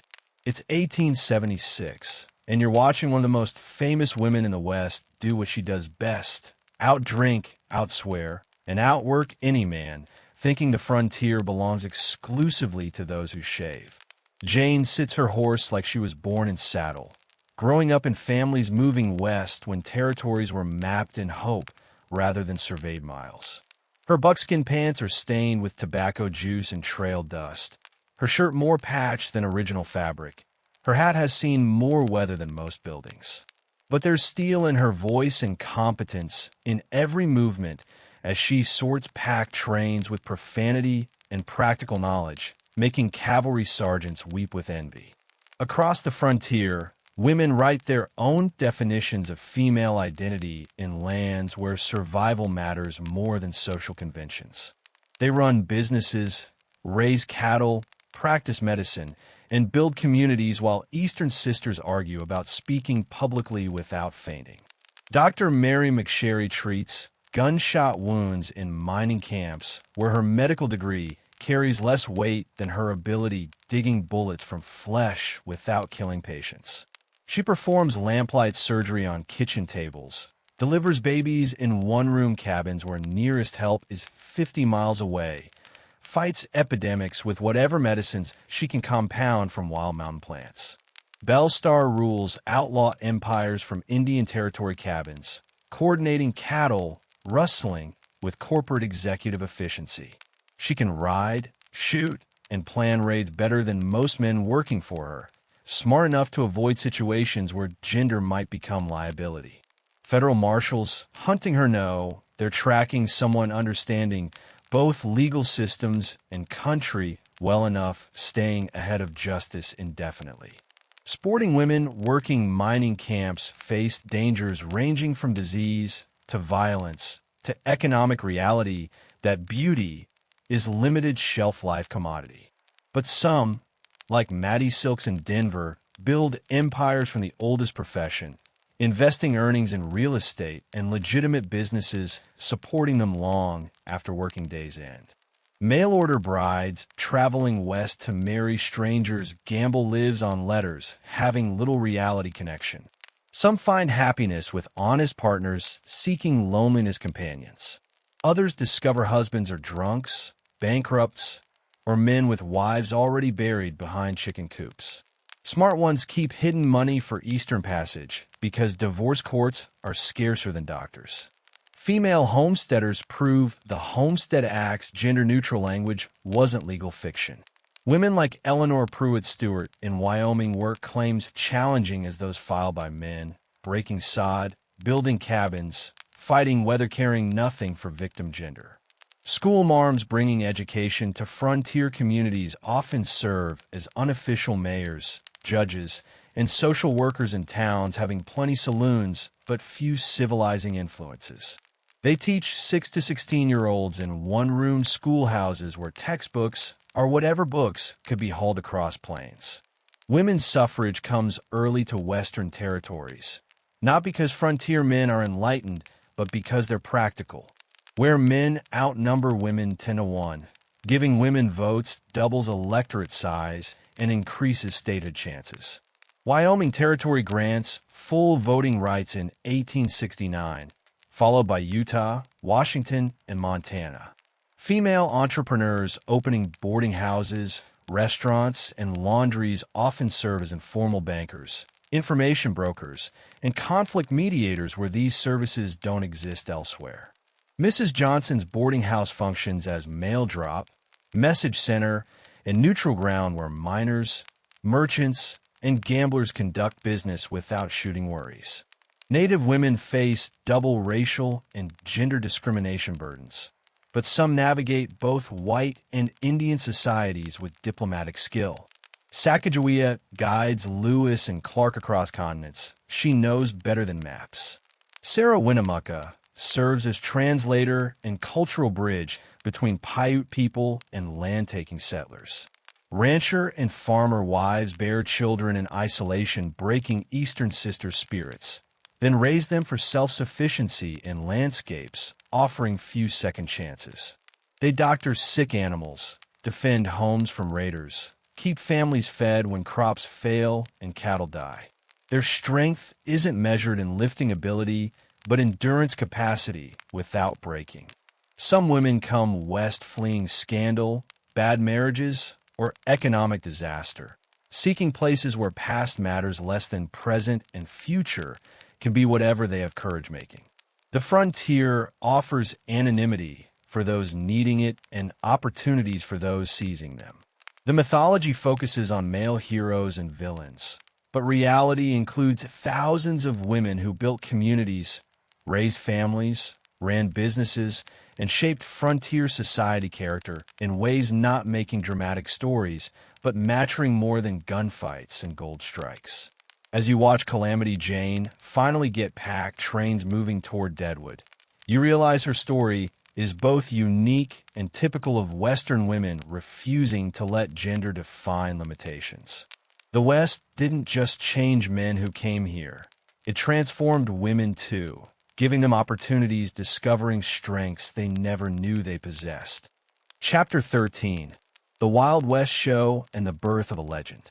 The arena dust swirls like golden smoke as Buffalo Bill Cody raises his hat to 3,000 spectators who've paid to see the West they've read about in dime novels. It's 1885, and you're witnessing brutal frontier reality transform into carefully choreographed entertainment. Colonel William F. Cody, resplendent in buckskin, is about to birth a legend that will outlive the truth.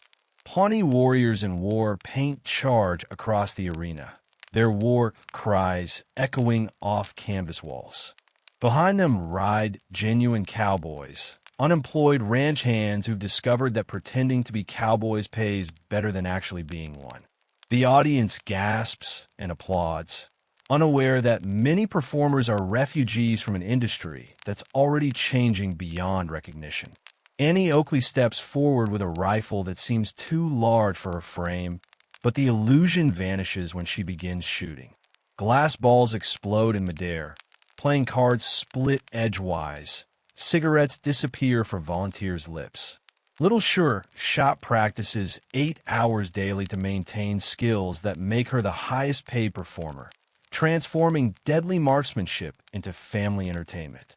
Sitting Bull appears on a white horse while the announcer recites his victories against Custer. The audience boos the man who defeated the cavalry, yet applauds his dignity. The great chief understands he's become an exhibit in his own conquest, but $50 weekly beats reservation life. And here he's treated with something approaching respect. The stagecoach attack provides the climax audiences expect. A genuine Deadwood stage rolls across the arena pursued by whooping Indians firing blanks. Just when massacre seems inevitable, Buffalo Bill charges to the rescue, saving civilization from savagery in 12 neat minutes that demonstrate manifest destiny for paying customers. The truth behind the spectacle is darker. Many Indian performers are former warriors who fought real battles where outcomes weren't predetermined and casualties weren't theatrical. They've joined because reservation life offers few alternatives for men whose culture was built around warfare and buffalo hunting that no longer exist. The cowboys are often refugees from an industry transforming faster than they can adapt. The great cattle drives have ended, replaced by railroad shipping and fenced ranges. These men can still rope and ride better than anyone alive, but the economic forces that created their way of life have moved on, leaving them to commodify their skills for audiences who see them as living symbols of a vanishing frontier. Buffalo Bill embodies the transformation of experience into mythology. He was a genuine plainsman who scouted for the army and fought in actual Indian wars. But he's also a showman who understands that reality must be sanitized before it can be sold. The violence, disease, and grinding poverty of frontier life don't appear in his arena, replaced by heroism and clear moral distinctions. The show's success spawns imitators nationwide, creating an industry built on performing the West for audiences who never lived it. Wild West shows tour Europe, where audiences applaud what they believe is authentic frontier life. Performers become ambassadors of myth, representing not reality, but the story the nation wants to tell about itself. Dime novels proliferate in the show's wake, churning out stories about Buffalo Bill, Annie Oakley, and fictional heroes whose adventures grow more spectacular with each printing. Young readers develop expectations about Western life that have little connection to actual pioneer experiences. The mythology begins influencing real Westerners, who find themselves expected to live up to fictional standards. Lawmen discover their reputations are worth more than their actual accomplishments. Outlaws commit spectacular crimes designed to enhance celebrity rather than wealth. The photographs and publicity materials become the visual vocabulary defining the West in popular imagination. Images of Plains Indians in war bonnets, cowboys in chaps, and false-fronted towns create standardized iconography that obscures the diversity of Western experience. These images reproduce in advertisements and eventually motion pictures, ensuring mythology will outlast memory. As Buffalo Bill takes his final bow, you realize you've witnessed more than entertainment.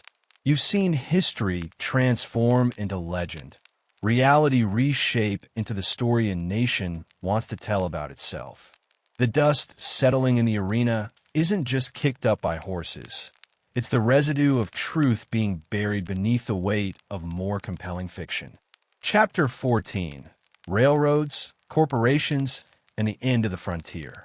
The locomotive's whistle cuts through Montana morning like steel, announcing another trainload of investors drawn by Northern Pacific's promises of cheap land and easy prosperity. It's 1883, and you're watching frontier settlement's final act unfold in steam and coal smoke.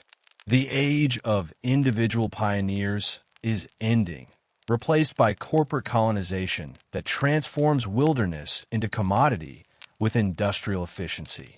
The railroad car carries more than passengers. It contains instruments of systematic development that will remake the northern plains. Surveyors will divide landscape into geometric sections, ignoring natural boundaries. Land agents will sell acreage to buyers who've never seen their purchases. Agricultural experts will promote crops suited to Eastern markets rather than local conditions, setting stages for future ecological disasters. Freight trains stretch toward the horizon, carrying everything needed for instant civilization. Prefabricated houses arrive in numbered pieces, ready for assembly into identical towns. Machinery for mills and elevators transforms agricultural communities into processing centers for commodities shipped east for final manufacturing. Corporate development differs fundamentally from individual homesteading. Railroad companies receive massive land grants, creating private empires larger than eastern states. These lands sell to settlers at prices generating enormous profits while trapping purchasers in debt cycles lasting generations. Bonanza farms spring up along routes, using machinery and hired labor to cultivate thousands of acres. These agricultural factories demonstrate farming profitability with sufficient capital, but displace smaller farmers unable to compete with industrial-scale production. Railroad towns follow standardized designs prioritizing commerce over community, with wide streets for freight wagons and business districts maximizing railroad-owned lot values. The resulting communities function efficiently but feel artificial to those remembering organic frontier development. The cattle industry undergoes similar corporate transformation as open-range ranching gives way to operations managed by Eastern investors treating livestock as portfolio investments. Barbed wire divides the range into private holdings, ending the era of freely grazing cattle across unfenced grassland. Mining becomes increasingly mechanized as individual prospectors are replaced by companies with capital to extract low-grade ores requiring expensive processing. The days when lucky prospectors could strike it rich with pan and shovel end as mining becomes industrial production demanding significant investment. The federal government actively promotes corporate development through policies favoring large-scale operations. The Timber and Stone Act allows companies to acquire vast forest holdings at nominal prices. The Desert Land Act enables ranchers and speculators to claim huge tracts for livestock and agriculture. Native tribes face final territorial destruction as corporate expansion eliminates last refuges where traditional life might have survived. Railroad construction brings permanent settlement to previously remote areas, while mining and logging destroy sacred sites and food sources with systematic thoroughness. Environmental consequences appear immediately as large-scale operations exploit resources with unprecedented intensity. Hydraulic mining scars mountain ranges while poisoning streams with mercury. Clear-cutting destabilizes watersheds and eliminates wildlife habitat. Intensive agriculture depletes soil nutrients and increases erosion rates, creating future Dust Bowl conditions. Labor relations differ significantly from earlier partnerships. Workers become employees rather than partners, subject to wage cuts and layoffs determined by distant owners prioritizing profits over safety or community welfare. Political power shifts from local leaders understanding regional conditions to corporate representatives answering to Eastern boards. Territorial governments become dominated by railroad and mining interests using economic influence to secure favorable legislation. The mythology of individual opportunity gives way to corporate employment as the primary advancement path. The dream of owning land and building independent enterprises becomes increasingly difficult as best opportunities are monopolized by companies with superior capital access. Frederick Jackson Turner's declaration that the frontier has closed reflects not just land's end, but transformation from individual enterprise to corporate colonization. The 1890 census marks the official frontier line's end, but real change occurred when railroads and corporations gained control of Western resources. As the train disappears in a distance with another load of corporate representatives, you understand you're witnessing an era's end. The frontier, existing in individual pioneers' imagination, has been replaced by corporate colonization, treating the West as another market rather than refuge from Eastern industrial society. Chapter 15: Legacy of Lead and Legend. The silver screen flickers to life as John Wayne spurs his horse across Monument Valley in pursuit of outlaws existing only in scriptwriter's imagination. It's 1939, and you're witnessing frontier history's final transformation into pure mythology. The real West died 40 years ago, but its ghost rides eternal across movie screens, reshaping memory more powerfully than any textbook. The transformation began with dime novels and Wild West shows entertaining Eastern audiences, but accelerated when motion pictures discovered Western themes provided perfect vehicles for exploring heroism, justice, and national identity. The complex realities of frontier expansion, environmental destruction, cultural genocide, economic exploitation, disappear behind romantic narratives about brave pioneers bringing civilization to savage lands.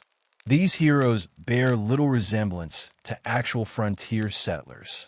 Screen cowboys are clean, well-dressed, morally upright figures fighting for justice. They never suffer from scurvy, struggle with alcoholism, or die from infected wounds where medical care consists of whiskey and prayer. Their horses never go lame. Their guns never misfire. Their causes are always just. Villains are equally sanitized, reduced to one-dimensional figures motivated by greed or sadism. Complex political and economic forces driving frontier conflict disappear behind simple morality tales. Systematic dispossession of native peoples becomes Indian attacks on innocent settlers. Environmental devastation vanishes from stories celebrating nature's conquest by human determination. The West of popular culture exists in timeless present, where technological change never intrudes and social problems are solved by individual heroism rather than collective action. Television westerns reinforce these themes for generations, developing frontier understanding from Gunsmoke episodes rather than historical examination. The mythology proves durable because it serves psychological and political needs, having little connection to historical accuracy. The frontier story provides national virtue narrative justifying territorial expansion, while celebrating individualism as distinctively characteristic. Politicians invoke frontier imagery supporting policies unrelated to 19th century Western development. The tourist industry transforms historical sites into theme parks, emphasizing entertainment over education. Ghost towns are restored more picturesquely than when people live there.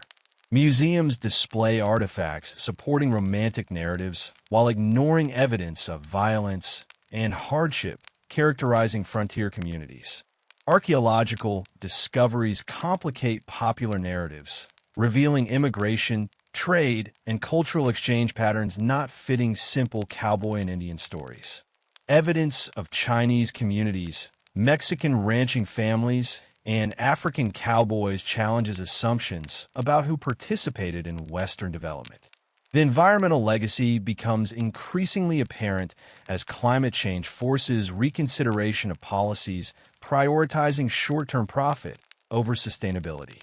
Buffalo destruction, forest clear-cutting, and water depletion beginning during frontier era continue shaping Western landscapes and limiting development options.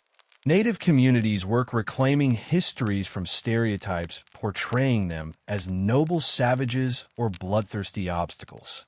Tribal historians challenge museum displays and textbook narratives, perpetuating misconceptions about indigenous cultures and colonization impact, revealing response complexity and community persistence despite systematic cultural destruction. Academic historians develop nuanced understandings acknowledging both genuine achievements and terrible costs. Research reveals women's, minorities, and working class experiences largely ignored by earlier scholars, focusing on prominent white men's activities. Global influence extends beyond borders, shaping international perceptions of the nation as individual freedom and unlimited opportunity land. Foreign audiences consuming Western entertainment develop impressions influencing immigration patterns and diplomatic relations. The contrast between mythological and historical perspectives becomes stark when examining specific experiences. The real Wyatt Earp was a businessman whose career involved more real estate speculation than gunfighting. The real Calamity Jane struggled with alcoholism and poverty in a society offering few opportunities for unconventional women. The environmental movement challenges frontier mythology by highlighting ecological costs and questioning assumptions about human progress and natural exploitation. Conservation efforts preserving pre-settlement ecosystem remnants provide glimpses of continental appearance before European colonization. Yet mythology remains powerful because it addresses fundamental needs for heroic narratives and moral guidance that messy realities cannot provide. The frontier story offers vision of times when individual action mattered. Right and wrong were distinguishable. Courage and determination could overcome obstacles. As house lights dim and another Western begins, millions prepare entering mythological landscape where problems are simple and solutions violent. The real West, complex, contradictory, often brutal, fades into history's shadows, replaced by legend's comforting certainties. Chapter 16, When the Dust Settled. The last homesteader abandons his claim in 1912, the same year Arizona achieves statehood, officially closing the book on territorial expansion begun with the Louisiana Purchase. You stand in a cabin doorway that cost everything to build and represents dreams the unforgiving land refused to nurture. Wind whistles through wall gaps, carrying dust settling on abandoned furniture like a benediction for hopes that died slowly and surely. The silence following frontiers' end is profound. The silence of completed transformation, of a continent reshaped by human ambition and natural resistance. Buffalo thunder has been replaced by locomotive whistles. Native war cries have given way to wind through empty reservation houses. Bullwhip cracks on cattle drives have been silenced by telegraph keys transmitting commodity prices. What remains is landscape scarred by conquest, speed, and violence.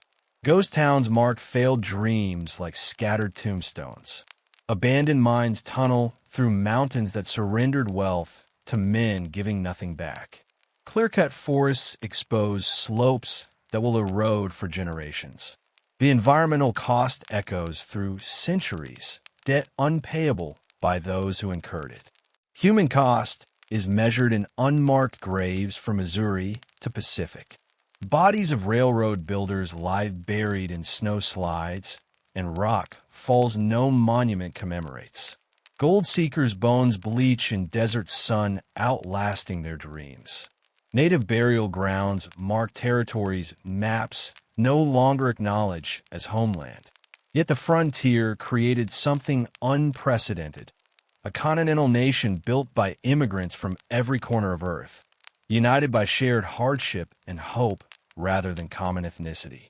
Descendants of Irish railroad workers, Chinese miners, German farmers, Mexican vaqueros, and African cowboys carry ancestral memory of those who risked everything for opportunity.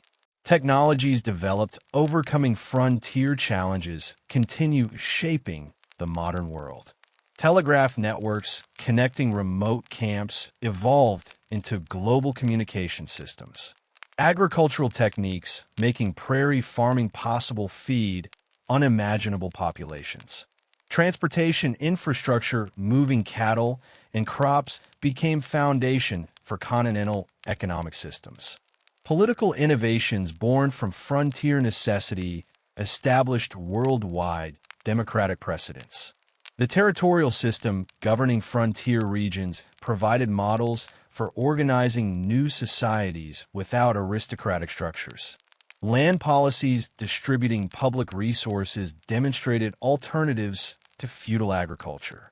Informal justice maintaining order showed community self-governance possibilities.